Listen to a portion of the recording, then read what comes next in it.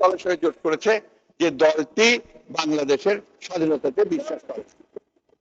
আমি আশা ফখরুল সাহেব বুঝাইলেন কাছে থাকলে আরাম দূরে গেলে হারাম। হ্যাঁ, নিজেরটা ষোলো আনা। আপনারা ক্ষমতা আসার জন্য জামাতের সাথে জোট করলেন, জামাতের সাথে জোট করে বিরোধী দল ও সরকার দল দুই জায়গায় ছিলেন আপনারা। আর আপনারা এখন জামাতের বদনাম করেন, খালি আপনারা নাকি? স্বয়ং আমলিকও জামাতের সাথে জোট করে সরকার গঠন করছে, জামাতের সাথে জোট করে আন্দোলন করছে। তখন খুব আরাম, যখন জামাত নিজেদের সাথে আসিল তখন খুব আরাম। আর এখন এনসিপি জোট করাতে এখন জামাত হারাম হয়ে গেছে। জামাত এখন মুক্তিযুদ্ধে বিশ্বাস করে না, এমন দল হয়ে গেছে। এনসিপিও এখন মুক্তিযুদ্ধে বিশ্বাস করে না। আপনারা এইসব ন্যারেটিভ দ্বারা করিয়া এনসিপির জনপ্রিয়তা ক্ষুণ্ণ করতে পারবেন না। কারণ জুলাইয়ের যদি শক্তি থাকে, জুলাইয়ের পক্ষে শক্তি থাকে, এনসিপি আছে সহযোগী হিসাবে, জামাতও এখনো জুলাইয়ের পক্ষে কাজ করে গেছে।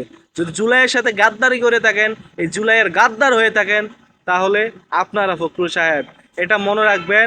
জাতি আজ হয়তো কিছু বলতেছে না, কিন্তু ইতিহাস আপনাদেরকে ক্ষমা করবেন না।